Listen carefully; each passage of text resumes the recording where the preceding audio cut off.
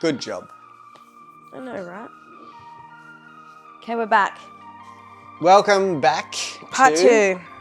our wild, beautiful life. Mm-hmm. Oh, that's the first time I think I've said it. You've said it all the other times.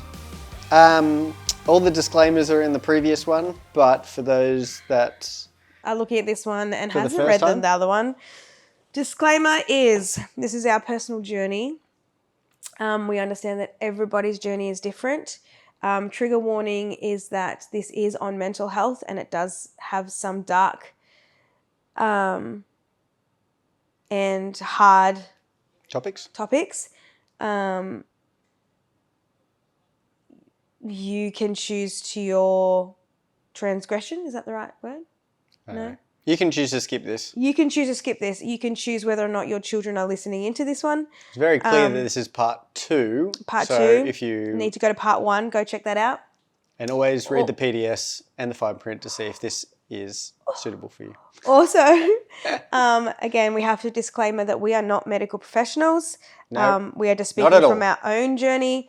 Some of the conversations that we have can be controversial in the way that we supported Beren. I don't believe they're controversial. I believe that they are God-given. Natural. And they were they were the original design.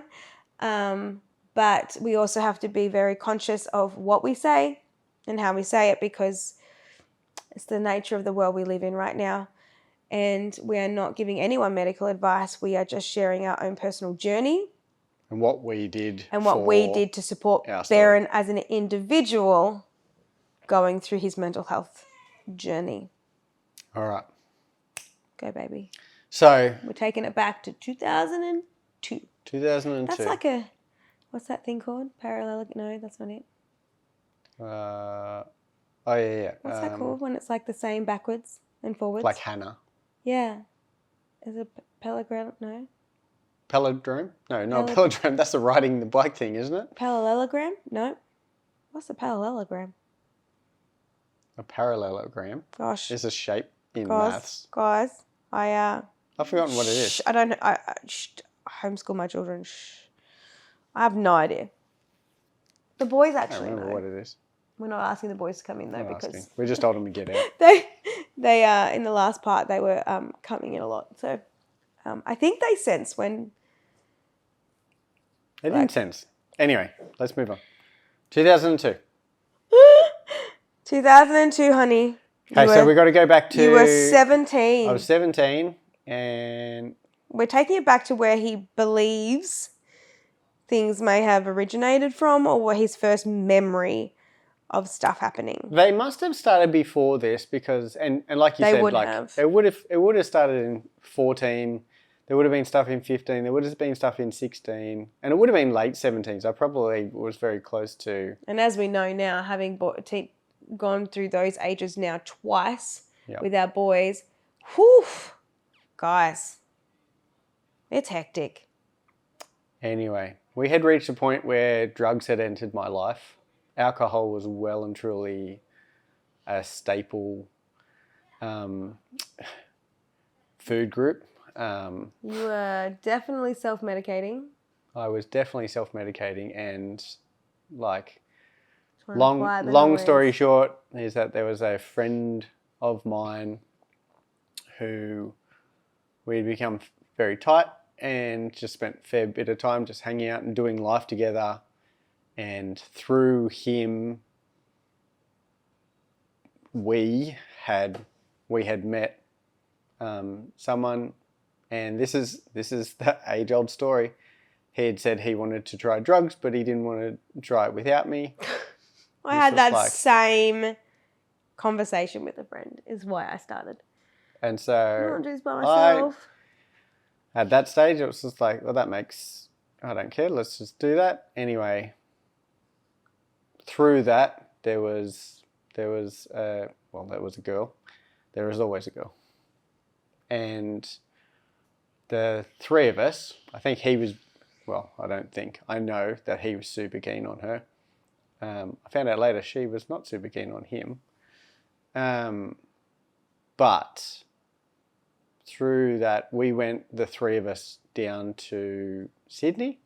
Again, Sydney. Again, apartment building. This one was actually a lot higher. I'm pretty sure we would have been up, from what I remember. And again, my memory is not the thing to base anything really on, but from what I can sort of remember, we would have been up 30-ish stories or so. We were very high. We were very high. And then you mix that with alcohol, and then you mix that with very high balconies and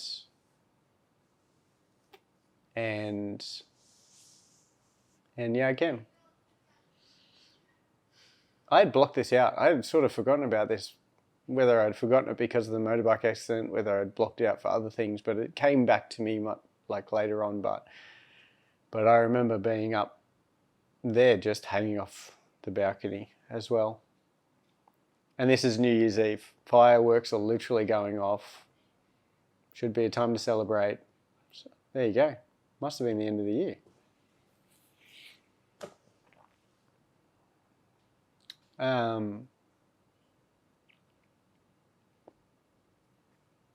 Did I meet you when I was 18? No. 19. I was celebrating my 19th. I wonder if I've got the year wrong. I wonder if it was the next year. It doesn't really matter in the grand scheme of things, but at that time, that's where I was. I was just hanging off the balcony, ready to sort of end it. And I don't remember too much else that was happening. Like in part one, I talk about the lead up that had got me to the point in 2018, but it wasn't the first time. And so the next couple of years were definitely self-medicating and just trying to hold it all in. And I guess I was pretty carefree because I just didn't care. I guess that's probably where a lot of it came from, in thinking about it. You just didn't care. That's where the multiple car accidents occurred. Yeah, I have had many, many car accidents. I've had many, many near-death experiences or things that should have taken me out, both from other people or from self-inflicted. Anyway, so we skip forward back to 2018, 19, and we start a journey that involves some counselling and conversations. I feel like I must have been seeing someone because I'm pretty sure that I was seeing the actual doctor who medicated me or supported me through medication, as well as I'm pretty sure I was seeing someone else. But through that journey, I hated the fact that I was on this medication, and we were on a super low dose to start with. Like whatever it was a quarter of a tablet, or like a quarter of the value of one is where we were starting, so to speak. And we were meant to build up to sort of reach a point. Oh, you did say to me, that I remember in the whole point of it, you said, I'm not okay, and I've not been okay for a really long time. Yeah. And can we use that as a point to go, I think that there's a bigger conversation, especially when we talk about mums and postnatal depression. Is that right? Mm-hmm. Yep, postnatal depression. Good job. And we had a conversation the other day because I was talking to a guy that they've had their first kid, and like I don't know whether it falls under the same banner or this or that, but there's something there for guys as well, if that makes sense. And I think that's what we went through. Like when we got together, I kind of had like a whole plan. Yeah. I'm like, this is where we're going. This is what we're doing. And I've always been a pretty big dreamer from that point of view. Now, a lot of that probably couldn't have happened if I kept running the life that I was living at that stage. It was probably going to get cut off way too soon.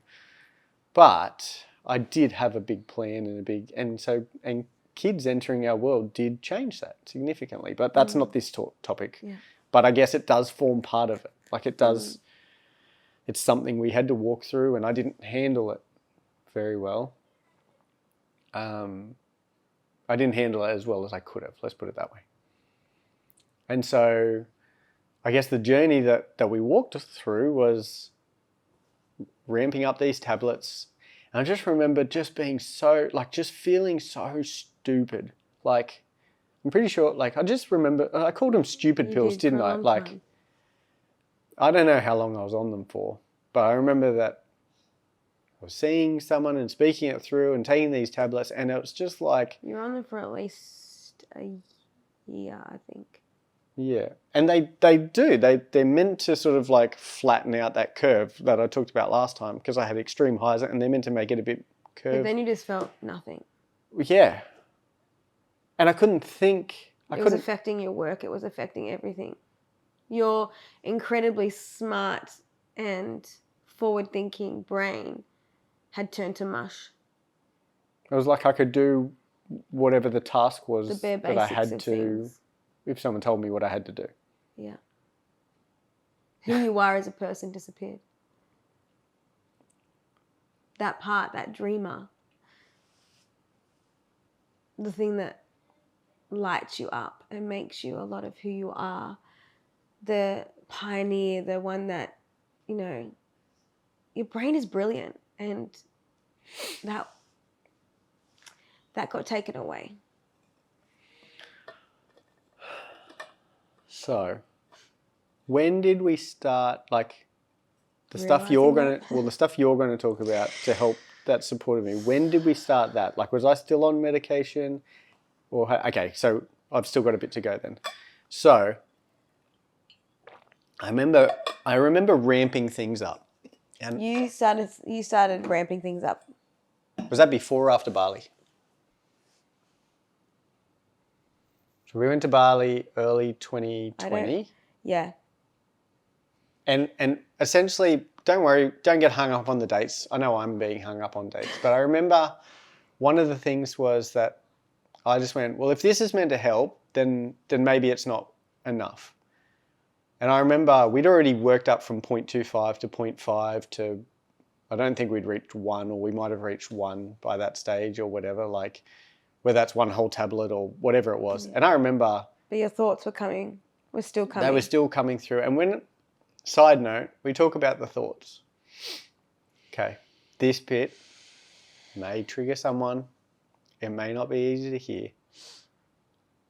But we had really reached a point where, and this had happened all my life. I didn't realize that it wasn't normal not to want to end your life at least once a day. And I remember saying to you, I don't care how dark the thoughts are, but you need to tell me what they are and when you feel them. Because I knew that keeping it in the dark, we wouldn't see any change. I know how important it is to be able to get the words out so they come into the light, because darkness can't be in the light. And that by you getting the thoughts out, you are no longer alone. And we were carrying it together.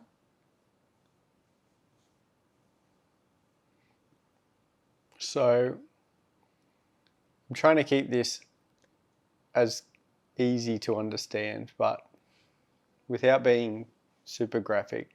I couldn't drive anywhere without wanting to swerve onto the other side of the road, or just visualizing, fantasizing, whatever it is, like using,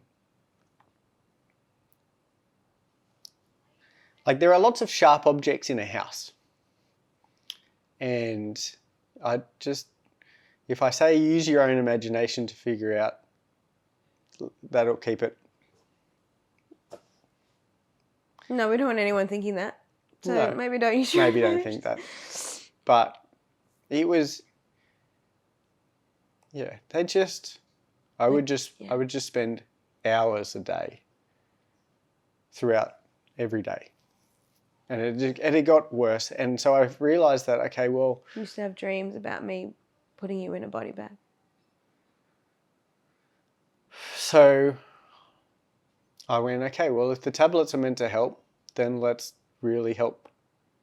And so I just started self-medicating using those. And you're not meant to drink alcohol while you're on those. And I would take more tablets than I was meant to. And some days that I would still drink while I was you drink a lot during this time. And so all of that just compounded to probably doing more harm than good. And this, in in the last part 1, I talked about some things being helpful, some things not being helpful, some things that we thought, or I didn't think were helpful, that could have been helpful had we given it a go correctly. Well, I'm pretty sure all the boxes of medicine say don't drink alcohol while you're taking these tablets, which I immediately ignored. And so this is one of those things that... And we know people who the medication does help. Yeah, and I guess that's where we're getting at. It's just like, you can't... This is just our personal journey. I'm not giving any advice. I'm not saying this is a way to do it at all from that point of view. And I'm not saying it doesn't work. I'm just saying for me, I just hated being on them. And then I reached a point where I'm like, well, if this is it, let's just do it. But we went to Bali early 2020. Yes, but prior to that, we went to Bali with you having a busted shoulder. Yeah, so 2019. End of 2019 in November. We were skateboarding. You were skateboarding. I was not. I was skateboarding. He goes, this is a quick side note. Planned a whole day. We will get to this story because it's actually quite hilarious. But he took Alex for a run on a skateboard, stacked it. I don't know how. I wasn't there. Somehow he got home. I'm pretty sure Alex pulled him home.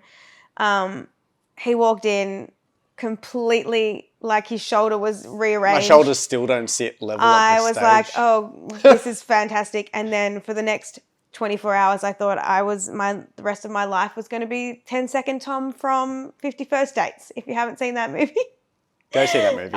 See that movie. And because he was literally repeating the same things to me every 5 minutes. So it would have been 5-minute Beren. Thank the Lord. Thank the Lord. That wasn't the case. But that had happened first. So we then went to Bali. It started 2020. It was our first holiday, just the two of us overseas since in 13 ever. So it was our first overseas, international holiday together. Yeah. It was our without the kids. Without the kids, because we'd already New Zealand. Yeah. So it was the first international holiday without the kids, and it was the first time we'd had more than maybe 2 or 3 nights away without the kids since we'd started having kids, probably. Yeah. And you got to remember, our youngest, is literally attached to me. He's an extra limb. So my mother was a saint, and my auntie actually. Yeah. So that was early 2000s. And the interesting thing was that we went 2020, sorry. We went a little while, and I guess I was just super relaxed. I was happy to be away. I was happy to have just you. I was so happy to sort of just be in a new place, environment, and all sorts of stuff. And you weren't drinking. Actually, 2020 was your year where you declared you weren't going to have any alcohol. Oh, yeah. So, side note for everyone else that knows what happens in 2020, that was probably a bad year to start the year off and go, I'm not going to have any alcohol this year. Because by the end of 2019, he had realised that alcohol was damaging him. Yeah, so we decided to I decided to see. No, 2020, Interestingly, I'm actually doing that again this year. It's 2025 and alcohol. No alcohol so far and very different. Well, actually, I was doing pretty well back then as well. But we're in Bali. We're doing all this. It's great. We get a good couple of days in and I just start having these... Called them brain zaps. Yeah, I just felt like, my brain, it just feels like anyone that's put a 9-volt battery on their tongue or shaken hands with one of those people that had the little buzzers or good old pranks. Touched an electric fence, so to speak, and you get that zzz, whatever it might be. Or you've jumped on the trampoline and you get the static, right? It felt like that, but it felt like it was inside my brain. And I don't think I told you straight away, but It was a couple of days in. They started coming in, and they kept having these things, babe. Like my brain just keeps feeling like it's being electrocuted, and I'm They were like, getting- and I'm they were freaking getting out now worse. because we're in a foreign country, we're in a third world country, and I had been led to believe that we shouldn't be in any third world country with Beren because he could die. And so I'm now freaking out, going, oh my gosh. This is well before, our eyes were open to a lot of things. But I was like, crap, my husband's going to die in Bali, and I'm not going to know what to do. So... Wasn't dying, guys. Wasn't dying. So Didn't have a parasite in his brain. We turned to Dr. Google, and... Only thing to do. Interestingly enough, there's quite a lot on brain zaps, and essentially all I remember is it basically says... If you've gone cold turkey... If you've come off any depressants or this and that, and I'm like, oh... When was the last time I took my medication? And so... So we don't recommend that at all. No, because... it's actually quite dangerous. It's super dangerous. It's... And he didn't do it on purpose, guys. No, this was not on purpose. This was totally accident. Very relaxed in a honeymoon state. Yeah. Because we were trying to redo our honeymoon because... We'll get to that story. Yeah. That's the whole other story. I thought about that this morning, actually. That was the next bit. So we realised that I hadn't been taking it. As soon as I got back onto taking the tablets... The zaps went away. The zaps kind of went away. It's like that tick that you have when you haven't had your smoke. Not that I would know. I've never had a smoke, but like you need your... It's more so like if you're ready for your next hit. Well, I was trying to keep it a bit more PG, but yeah. There's no PG about this. That's true. That's true. At all. It is. When you need that next, and you really want to take that next tablet, and you just want to get high, and it's just a weird things that our bodies do. But as soon as that had, what? I was about to say something. What were you going to say? Our bodies were never meant to have synthetic crap in them. That's true. But they weren't. Like, and not to say that all of the synthetic-based medicine that we have... I'm not a doctor. We're not a doctor. Gosh, don't come at me with your pitchforks, guys. We're just talking about, like, if you think about it, our bodies weren't, like, there was nothing synthetic when we were created. Go back to Garden of Eden. So, anyway, we got through Bali. That's fine. We started taking tablets and we got back. And then, at some point... We discovered... You actually... What did I discover? We're not healing. Oh, I wasn't healing. My shoulder, which I'd broken in late 2019 in my collarbone just here, where the bone had snapped on a diagonal break. Yeah. We had found out that we eventually found out you should have had the surgery from the very beginning, but because they were so concerned about what was going on in your brain due to your past history of brain injury, they were focused on this and not this. As in, they were focused on my head, not my shoulder, for those listening on Spotify. Sorry, yes, they were those on Spotify.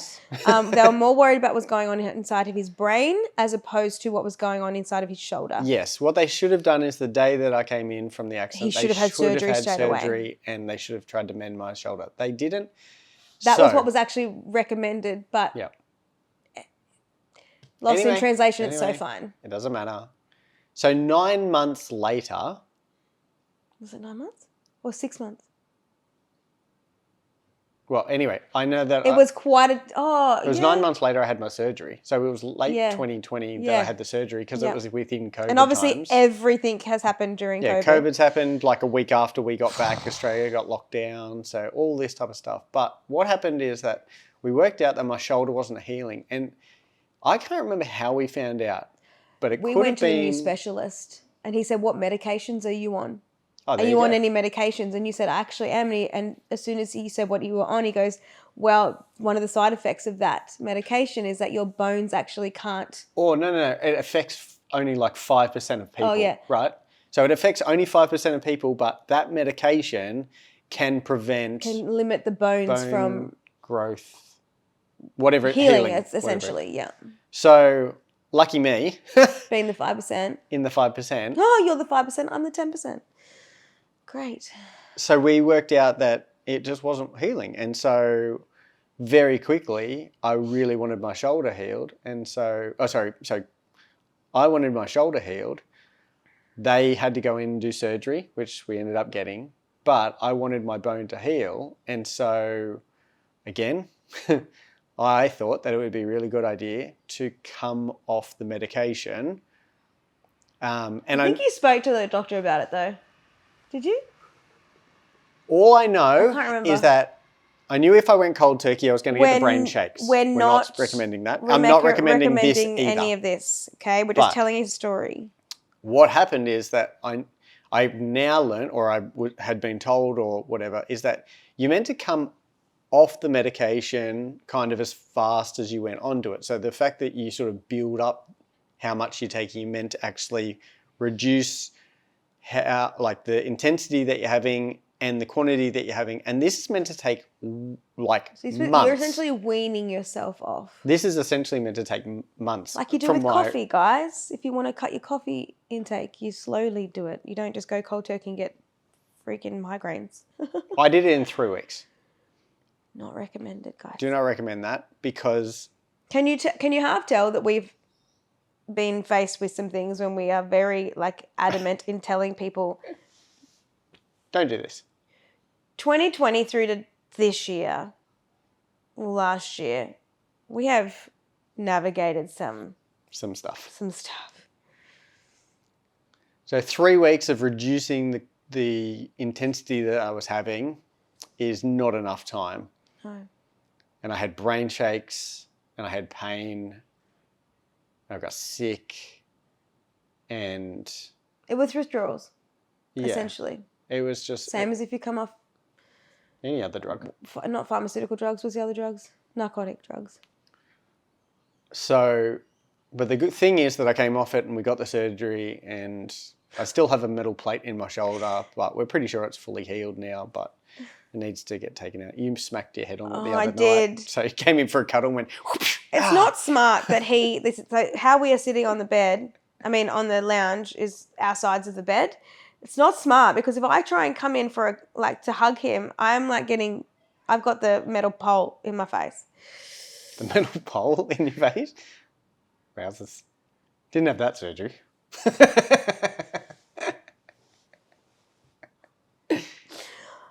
No, the metal, yeah. So. Yeah. But he doesn't go through metal detectors and get ding-dinged. So that's fine. It's titanium, so it's fine. So you had your surgery. So I had surgery. We found out lots of fun things in that surgery about what your body does. Guys, I do not recommend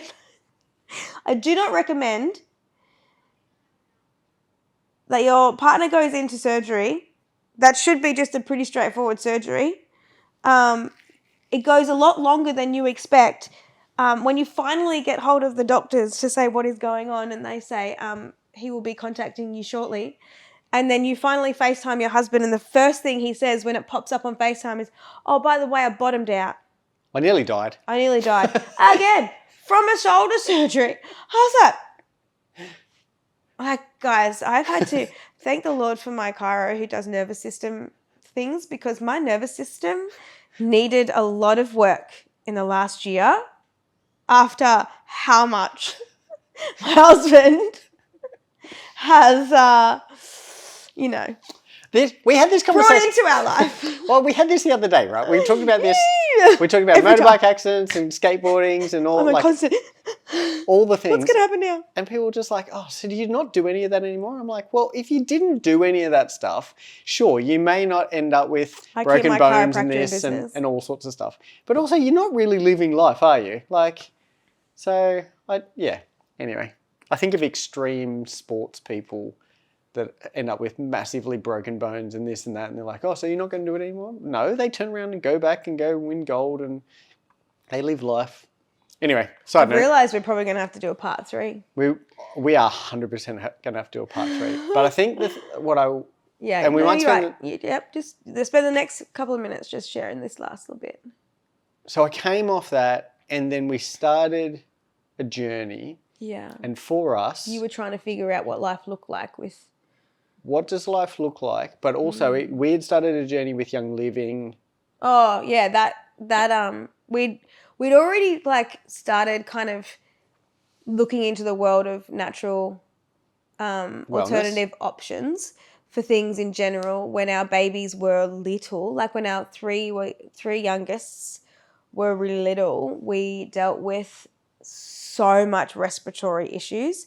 We had every winter we'd have like multiple hospital visits, multiple ambulances called, all this kind of stuff. And because all three little ones got bronchiolitis, and then which turned into croup. And if you have had any children with croup or bronchiolitis, you understand. It's a scary moment. And we would have that. Honestly, again, my nervous system is shot. Not anymore. And I'd already You do an amazing job to still be in one piece, babe. Like the way that you've like. Thanks, I appreciate that.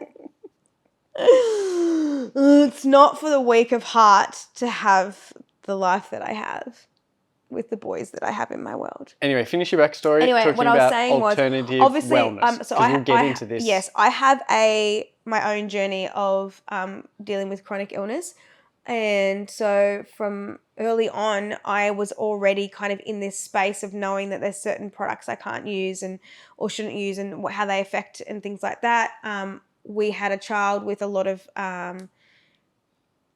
issues with food and things like that. So we needed to look more into alternative ways of like removing additives and preservatives. So I was already on this journey of like the natural kind of crunchy, I hate that word, but I'm more of a scrunchy. It's like the 80-20.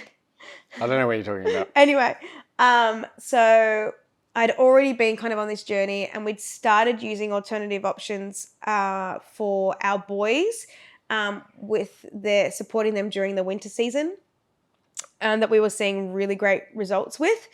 Which started, so that was kind of where it started, and then it was coming into 2020. Yeah. So you'd switch. You used to be with one company. You switched to Young. Using one lot of essential oils from one company, and then we went into 2020, and that company had they sold out of all their cleaning products, and I needed cleaning products, which is how I found Young Living. But that was like the start of my healing journey as well because of chronic pain. And I started to see a massive difference in my pain from, again, natural options that we were using at the time. And we'll talk about that story another time. But I was now into this, like going further into this world and learning so much.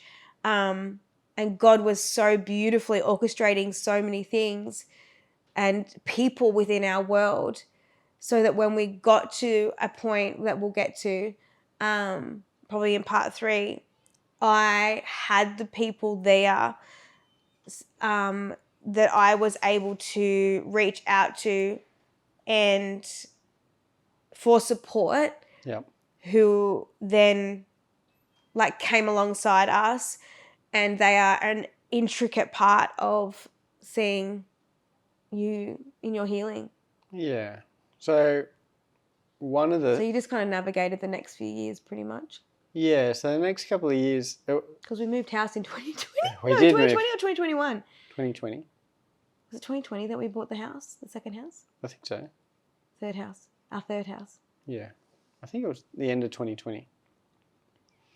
But we started going down this journey, which we're going to have to go into part 3. But I think the thing that really stands out is that you were able to help me find, just like we would normally take tablets, like you go to the doctors when you got a cold and they say take 2 of these 3 times a day and all that type of stuff. You ended up helping me find a protocol of oils that I could do every 2 hours from the time I woke to the time I slept. It's because this has to go into part 3 because there is a lead up to that. Oh, is it? Yeah, because you were doing okay. Like you'd come off the medication and you were doing okay.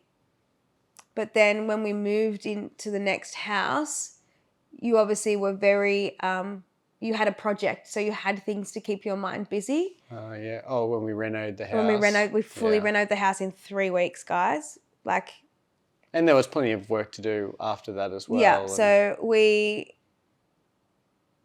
all that happening kept your mind occupied.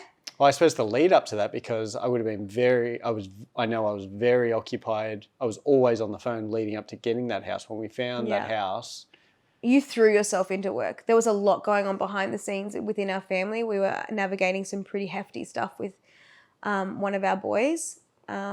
So work, boys, found a new house. We sold our house and bought the new house. 2020 was happening anyway. 2020 was happening. Our eyes got open to so many things, and our world in that respect got rocked. So we're going to need to spend a bit of time talking about that in a bit of detail. Oh. But where should we finish this then? Yeah, because what triggered you that time, it was the trigger which spiraled you. And that's because we lost a beautiful friend. Oh, Tula. Yeah, right. Yeah. So we're going to leave it there. We might finish on that story just really quickly. Because I think that was a pretty big one, why we're here, why we're talking about that. Okay. If you're ready to share. So one of my amazing mentors that I've had who brought me... We've missed a whole section about We've missed church, a whole... Okay. But that's okay. Hold on. Pre part 3. Because there is a full lead up, actually. I've realised there's a full lead up. We've missed a whole section, which is actually like really you'll need to tell a lot important for this, because it happened just before your accident. So essentially what happened is in whatever year it was, one of my mentors and his lovely wife, who had been friends of ours for years. Yeah. Really close with us and really very close. important to Beren. He'd already had his own hard journey. He'd already, over his life, he'd lost his first wife to cancer. He'd lost his daughter to a liver failure. Liver disease. There was a financial issue that he ended up being sucked into, and they'd lost his family home, and it was almost like a Job. That's what it felt like. Yeah, like Job. But the crazy thing is that he still praised God amongst it. When I'd met him, he already met his now new wife, and she was probably just the nicest human in the world. Like, there are lots of nice people that are in our world, and I don't mean any disrespect to anyone, but she was probably the nicest person that I've ever met.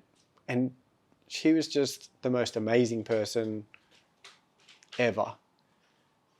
And we found out that she ended up getting cancer, and she passed as well. And I think the big thing that hit me during that time was just like this why question. Now, it wasn't my wife but at the end of the day, I couldn't work out why her and not you. Why this amazing person passed, and someone who I had really slipped back into just hating everything about myself. Why I got to live on, if that makes sense. Why didn't you die with your accident? Why didn't you throw yourself off the building? Why did that not work? Why? That was what was going through your brain. And so it started going downhill again really quickly. But we knew we weren't going back to pharmaceutical type medication. So we had to find another alternative. I feel like we're going to have to we can't just there's parts where we can't put a week between these. We're going to have to release these around the same time. No, you guys, it's a cliffhanger. It's like season finales of Yellowstone. You got to wait. No. We're not going to make people wait on that one. We'll see how we go. We're going to have to pause right there. We will pause right there. Thank you so much for sticking around. We didn't really do a thank you at the end of the last episode because we just knew we were coming straight back in. But well, I have a feeling they're just going to come one after each other. We'll see how they go. I've got to figure out some editing time. But we appreciate you guys sticking around and hearing our journey. And I'm proud of you. Thanks. It's a hard one. feel like we're literally just touching on the big bullet points. We haven't even. I feel like we've missed so much. It's all right. We're getting the baseline done, and then we can go depth. Really do need to write a book. Got to get all my words out. I really do need to write a book. Anyway, if I wrote a book, who would read it? Would you read it? I would. A lot of people would. You'd have to help write it anyway. And God said, write the book. No. All right, guys. Pause.